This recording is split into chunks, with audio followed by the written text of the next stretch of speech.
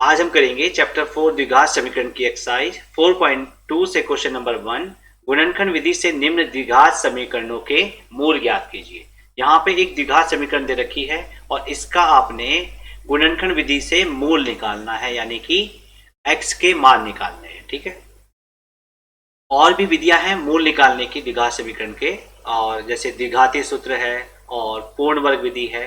ठीक है, लेकिन आज हमें किससे निकालना है? गुणनखंड विधि से निकालना है। तो हमें क्या करना पड़ेगा? इसके गुणनखंड करने पड़ेंगे। तो इसके द्विघात समीकरण के गुणनखंड हो जाते हैं मध्यपद विभाजन द्वारा। तो मैंने आपको बताया हुआ है, चैप्टर 2 में भी हमने किया था बहुपद में। सबसे पहले हम देखते हैं गुणनफल। देखो, -10 और x² का गुणांक कौन है? 1। -10 को 1 से गुणा कर लीजिए, कितना आया? -10। और योग या अंतर होना चाहिए। देखो यहाँ पे चिन्ह माइनस है तो अंतर होना चाहिए कितना? यहाँ पे देखते हैं चिन्ह अंतर, और बीच वाला पद कितना है? -3। अंतर होना चाहिए -3 के बराबर। तो मैंने आपको पहले भी सिखा रखा है कि गुणनफल अगर नेगेटिव है तो एक नंबर पॉजिटिव और एक नंबर नेगेटिव, और अंतर क्या है? नेगेटिव है, यानी कि बड़ा नंबर क्या आ जाएगा? नेगेटिव। तो देखिए, पहले आप संख्याएं ढूंढिए जिन्हें गुना करके 10 आता हो। तो 5 दूनी 10, और इनका अंतर भी देखो, 5 में से 2 घटाएंगे तो 3। अब हमें चाहिए क्या? एक संख्या प्लस की, एक संख्या माइनस की। अंतर -3 है, अंतर -3 तभी आएगा जब बड़ी वाली संख्या किसकी होगी? माइनस की। तो हम मध्य पद को तोड़ देते हैं। x² - 5x plus 2x minus 10 equal to 0। दो के जोड़े बनाते हैं। x देखो दोनों में कॉमन है, और x बाहर आ गया तो एक पावर x की बची है x, माइनस x बाहर आ गया कॉमन, तो क्या बचा है? 5। इन दोनों में देखिए 2 से डिवाइड हो रहे हैं, 2 5 जा 10, तो 2 इनका कॉमन फैक्टर है, तो यहां बचेगा x माइनस 2 5 जा 10। ठीक है, 2 गुणनखंड बाहर आ गया तो गुणनखंड कितना बचेगा? 5। दोनों ब्रैकेट में देखो x माइनस 5, x माइनस 5, तो x माइनस 5 क्या हो गया? इनका कॉमन फैक्टर यानी गुणनखंड, कॉमन गुणनखंड हो गया। तो यहां बचेगा कितना? x, ये वाला x बचा, और यहां पे बचा कितना? +2 इक्वल टू 0। तो ये हो गए इसके गुणनखंड। ठीक, अब हमें निकालने हैं मूल। मूल का मतलब x का मान। तो यदि देखो दो संख्याओं को गुणा करके 0 आ रहा है, यदि x माइनस 5 यानी कि इनमें से कोई एक नंबर 0 है, यदि x माइनस 5 इक्वल टू 0, तो x की वैल्यू क्या हो जाएगी बच्चों? 0 प्लस 5 यानी कि कितना आ जाएगा? 5। या हो सकता है x प्लस 2 0 हो। अब देखिए x की वैल्यू क्या आएगी? 2 का पक्षांतर कर देंगे -2, तो 0 माइनस 2 कितना आ गया? -2। अतः मूल आ गए कितने? पहला मूल कितना आ गया बच्चों? 5, और दूसरा मूल आ गया -2। मूल का मतलब आपको यहाँ पे x के 2 हल निकलेंगे, उन हल को आपने निकालना है। क्वेश्चन नंबर 2 देखेंगे, फिर वही तरीका लगाएंगे आप। सबसे पहले चेक करेंगे गुणनफल। गुणनफल कितना हो रहा है? गुना करो। -6 को 2 से गुना करो, अचर पद को x² के गुणांक से गुना करो, तो 6 दूनी 12 यानी -12। क्या आ गया? -12। और यहां पे चिन्ह देखिए क्या है? माइनस का। माइनस का मतलब यहां पे लिख दीजिए आप अंतर। अंतर कितना होना चाहिए? बीच के पद के बराबर। यहां पे क्या है? 1x है, यानी कि 1 आ गया। देखो, संख्याओं को गुणा करके आना चाहिए 12 और घटा के आना चाहिए 1। तो 4 तियां 12, और 4 में से 3 घटाएंगे 1। अब लगाने हैं इनके चिन्ह। गुणनफल माइनस में है तो एक संख्या प्लस की, एक संख्या माइनस की, तभी गुणनफल क्या आ सकता है? माइनस में आ सकता है। अब लेकिन अंतर क्या है? +1 है, यानी कि यहाँ पे 1 का मतलब क्या है? +1 है, यानी कि बड़ी वाली संख्या का चिन्ह क्या होगा? प्लस, और जो छोटी संख्या है उसका चिन्ह होगा माइनस। तो इसे हम तोड़ देंगे। 2x², 4x, और जो हमने ये गुणनखंड ढूंढे इसके -3x - 6 इक्वल टू 0। जो संख्याएं आपने ढूंढी इसमें आपने मध्य पद को तोड़ देना है। देखो 2 और 4, देखो 2 2 जा 4, यानी कि 2 इनका वैनिश गुणनखंड। x² यहाँ पे है, यहाँ पे x है, यानी दोनों में कौन है? x कॉमन हो गया। 2 बाहर आ गया, x कॉमन आ गया। अब क्या बचा? 1x बच गया, प्लस 2 2 जा 4। 4 के गुणनखंड होते हैं 2 2 जा 4। 2 आपने कॉमन कर दिया तो क्या बचा? 2 बचा है। x आपका बाहर आ गया। देखो माइनस, देखो 3 1 जा 3, 3 2 जा 6। -6 के गुणनखंड होते हैं -3 × 2, तो -3 क्या हो गया? कॉमन, दोनों में -3 है, तो यहां बचेगा x। और यहां पे थोड़ा ध्यान देंगे। देखो -3 आपने कॉमन कर दिया है, तो यानी कि चिन्ह क्या हो जाएगा अंदर प्लस का हो जाएगा। जब भी आप माइनस की संख्या कॉमन करेंगे अंदर वाली संख्याओं के आप चिन्ह बदल सकते हैं, ठीक है ना। और 3 2 जा 6 यानी कितना बचा 2। आप चेक भी कर सकते हैं -3 इंटू एक्स -3x, -3 इंटू +2 -6 ये है, ठीक है। एक बार चेक भी कर लेंगे। x+2 दोबारा कॉमन हो जाएगा, x+2 दोनों में, दोनों पदों में उभयनिष्ठ कौन है x+2, यहाँ पे कौन बचेगा 2x, और यहाँ कौन बचा बच्चों -3, क्योंकि ये तो आ गया कॉमन, इक्वल टू क्या आ गया 0। अब हमें निकालना है, ये हो गए गुणनखंड। अब क्या करेंगे शून्यक, यानी कि हमने द्विघात बहुपद में कहते थे शून्यक, यहाँ पे कहेंगे मूल, ठीक है।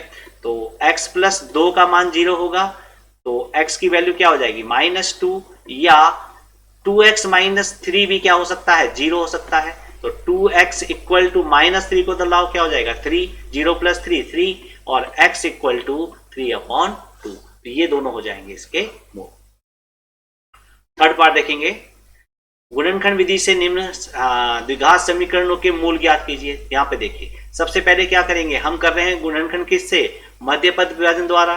तो गुणनफल कितना होना चाहिए, देखो वर्गमूल 2 को 5 वर्गमूल 2 से गुणा करेंगे, तो 5 वर्गमूल 2 गुना वर्गमूल 2 कितना हुआ बच्चों, देखो हमें आता है कि वर्गमूल 2 गुना वर्गमूल 2, दोनों संख्याएं वर्गमूल की दोनों गुना हो जाएंगी, 2 इंटू 2 यानी कि कितना हो गया 4, और गुना करके आ जाएगा 2, तो 5 इंटू 2। देखो वर्गमूल 2 को वर्गमूल 2 से गुना करा 2 और 5 ये है, तो 5 दूनी 10 होना चाहिए।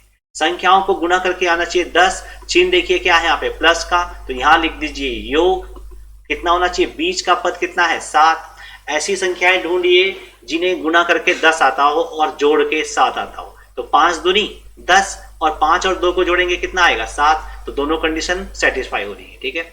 और यहाँ पे देखो ये भी प्लस का है, योग भी प्लस का है, तो दोनों के चिन्ह क्या आ जाएंगे प्लस। तो हम तोड़ देते हैं मध्य पद को, 7x को तोड़ देते हैं, मध्य पद क्या है 5x और 2x में, और ये 5 वर्गमूल 2 को कॉपी कर देंगे इक्वल टू 0, ठीक है। अब देखिए बच्चों इनमें कॉमन फैक्टर देखिए, ये वर्गमूल 2 है, ये 5 है, कुछ भी कॉमन नहीं होगा। x² है और यहाँ पे x है, तो कॉमन कौन हो जाएगा x, यहाँ पे बचेगा वर्गमूल 2 और एक x बाहर आ गया तो x बचेगा, प्लस x कॉमन हो गया तो क्या बचेगा 5। अब यहाँ पे थोड़ा सा आपको देखना पड़ेगा, देखो 2x और 5 वर्गमूल 2, अगर हम ऐसे ही देखेंगे तो कुछ भी कॉमन नहीं है, लेकिन देखो 2 और वर्गमूल 2 में, 2 का मतलब क्या होता है बच्चों वर्गमूल 2 गुना वर्गमूल 2, और वर्गमूल 2 इसमें भी है दूसरे में 5 वर्गमूल 2 में, इन दोनों का कॉमन फैक्टर कौन हो जाएगा वर्गमूल 2। ध्यान रखना 2 और वर्गमूल 2 में कॉमन फैक्टर कौन है वर्गमूल 2। देखो वर्गमूल 2 का मतलब वर्गमूल 2 गुना वर्गमूल 2, वर्गमूल 2 आपने निकाल दिया कॉमन, तो कौन बचा वर्गमूल 2 और x बचा। देखो वर्ग 2 का मतलब होता है वर्गमूल 2 गुना वर्गमूल 2, और वर्गमूल 2 आपने बाहर निकाल दिया, एक कॉमन कर दिया, तो एक वर्गमूल 2 बच जाएगा, अंदर x बचा हुआ है प्लस, देखो और यहां से आपने वर्गमूल 2 को बाहर निकाल दिया, क्या बचा 5 इक्वल टू 0। और इसे चेक कर लीजिए, देखो अगर आपका ये दोनों ब्रैकेट में सेम आ रहा है तो समझ लेना कि जो आपका कॉमन है वो सही है। वर्गमूल 2x प्लस 5 देखो इसमें भी है, इस वाले पद में, इस वाले पद में है, तो दोबारा कॉमन कर लिया, ठीक है। तो यहां पे क्या बचेगा x प्लस इस वाले में ये कॉमन हो गया, तो कौन बचा वर्गमूल 2 बराबर 0। अब निकालने हमने मूल, यदि वर्गमूल 2x प्लस 5 बराबर 0, पहले हम इसे बराबर 0 कर देते हैं, तो वर्गमूल 2x बराबर 0 माइनस 5, ठीक है। और x का मान निकाल लीजिए -5 बटे वर्गमूल 2, या x प्लस वर्गमूल 2 बराबर 0, तो वर्गमूल 2 को ट्रांसफर कर दीजिए, वर्गमूल 2 का पक्षांतर कर देंगे माइनस वर्गमूल 2, तो मूल आ गए हैं -5 बटे वर्गमूल 2 और माइनस वर्गमूल 2। फोर्थ पार्ट देखेंगे, यहां पे देखिए 2x² मैं से ऐसे लिख देता हूं 2x² माइनस x प्लस 1/8, ठीक है। अब देखिए ये इसे पहले हम क्या करेंगे बच्चों, देखिए यहां पे क्या है आपको फ्रैक्शन दिखाई दे रहा है, और फ्रैक्शन हमें जानते हैं कैसे हल होता है एलसीएम द्वारा। तो हम क्या करते हैं पहले तीनों का एलसीएम ले लेते हैं, इसके हर में 1, इसके हर में 1, इसके हर में 8, तो तीनों का एलसीएम कितना हो गया 8। इसके हर को 8 बनाने के लिए किससे गुना करेंगे 8 से गुना करेंगे, तो 8 से नीचे 8 से ऊपर कितना हो गया 8 दूनी 16x²। इसके हर को भी 8 बनाना है तो 8 से गुना करेंगे, माइनस 8x, और इसके हर में तो 8 पहले से ही है तो 1 से गुना करेंगे। देखो 8 एकम 8 ये आ गया और 1 1 जा 1 ये आ गया, इक्वल टू 0। और 16x² minus 8x plus 1 equal to 0 into 8। 0 into 8 क्या होता है? 0। अब वही करना है आपको, पहले क्या निकालना है? गुणनफल कितना होना चाहिए? 16 एकम 16। गुणनफल धनात्मक है और योग देखिए, योग होना चाहिए -8 बीच वाले पद के बराबर। देखो गुणनफल धनात्मक है, या तो दोनों संख्याएं धनात्मक होंगी या दोनों संख्याएं ऋणात्मक होंगी।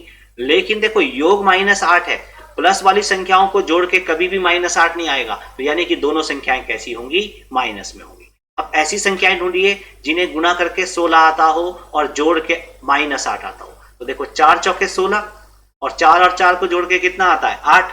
लेकिन यहां पे चाहिए -8, तो दोनों संख्याओं के चिन्ह लगा लीजिए minus. 16x² minus 4x minus 4x plus 1 equal to 0। इनमें कॉमन देखिए, 4 के टेबल में आते हैं 4 4 जा 16, 4 1 जा 4, 4 इनका कॉमन फैक्टर, x इनका कॉमन फैक्टर, 4 4 जा 16, 4 का भाग 16 में 4 बार और x बचा 1, माइनस देखो 4 भी भाग x भी भाग, कुछ कॉमन नहीं बचा हुआ। तो जब कोई कॉमन गुणनखंड नहीं बचेगा तो वहां पे लिखेंगे 1, माइनस देखो 4 और 1 में कोई भी नंबर कॉमन नहीं है और x यहाँ पे है, यहाँ पे कोई नहीं है। अब इनमें कॉमन कुछ नहीं दिखाई दे रहा है, तो देखो जब कॉमन नहीं दिखाई दे रहा है तो 1 से सब नंबर डिवाइड होते हैं, तो कॉमन होगा 1, माइनस 1 4 जा 4, 1 से अगर डिवाइड करेंगे 4 ही रहेगा। देखो 1 4 जा 4, 1 कॉमन भी करते हैं तो 4 ही बचेगा।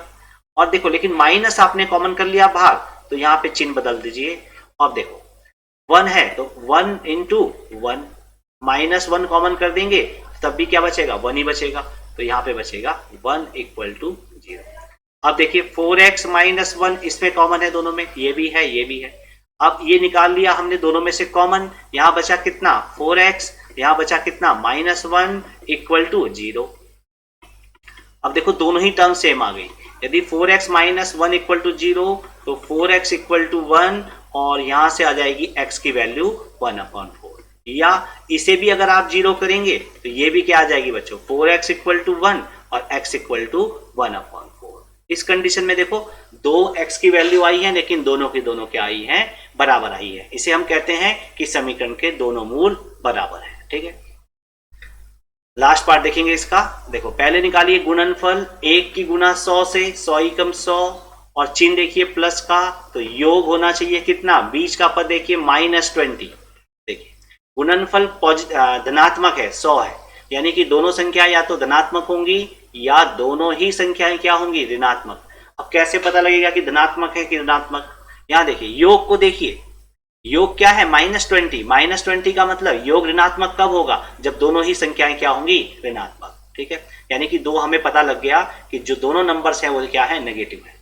अब ऐसी संख्याएं देखिए जिन्हें गुना करके 100 आता हो, 10 धाम 100, और देखो जोड़ के क्या आता है? 20 आता है, 10 और 10 जोड़ के 20। लेकिन हमें चाहिए -20। -20 कब आएगा? जब दोनों संख्याएं क्या आएंगी? माइनस में आएंगी। तो 100x² माइनस 20x को तोड़ देंगे -10x और ये भी तोड़ देंगे -10x plus 1 equal to 0। Common करिए, देखो 10 से डिवाइड होते हैं तो 10 कॉमन हो गया और x भी दोनों में है तो 10x कॉमन कर दिया, तो 10 10 जा 100, 10 धाम 100 और एक x बचेगा, माइनस 10 भी बाहर x भी बाहर। तो मैंने बताया कुछ कॉमन गुणनखंड कोई नहीं बचेगा, तो कौन बचेगा? 1। अब देखो -10x और 1 इनमें कोई भी कॉमन नहीं दिखाई दे रहा है, तो इनमें कोई भी कॉमन नहीं है तो कौन करेंगे? 1 कॉमन कर देंगे। तो यहाँ पे वही नंबर बचेगा, बिना देखे लिख लीजिए 10x, लेकिन माइनस कॉमन किया है तो अंदर का साइन बदल लेंगे, -1 इक्वल टू 0। देखो चेक भी कर लीजिए, -1 इंटू 10x -10x, -1 इंटू -1 +1। ठीक है, अब देखो 10x -1 10x -1 दोनों में क्या है? उभयनिष्ठ गुणनखंड है, तो 10x -1 लिख लीजिए उभयनिष्ठ गुणनखंड। और यहां बचेगा कितना? पहले वाले में 10x और दूसरे वाले में बचेगा -1 इक्वल टू 0। अब देखिए यदि, अब देखो ये दोनों गुणनखंड क्या है? सेम है, यानी कि x की क्या आएगी? सेम वैल्यू आएगी। 10x -1 इक्वल टू 0, तो 10x इक्वल टू -1 को तो ले आएंगे +1, तो x की वैल्यू 1/10। दूसरा भी अगर हम बराबर करेंगे तो सेम गुणनखंड है तो क्या आएगी, सेम ही वैल्यू आएगी। 10x इक्वल टू -1 को लाएंगे तो क्या हो जाएगा, +1। और हमें निकालनी है x की वैल्यू, तो 1/10।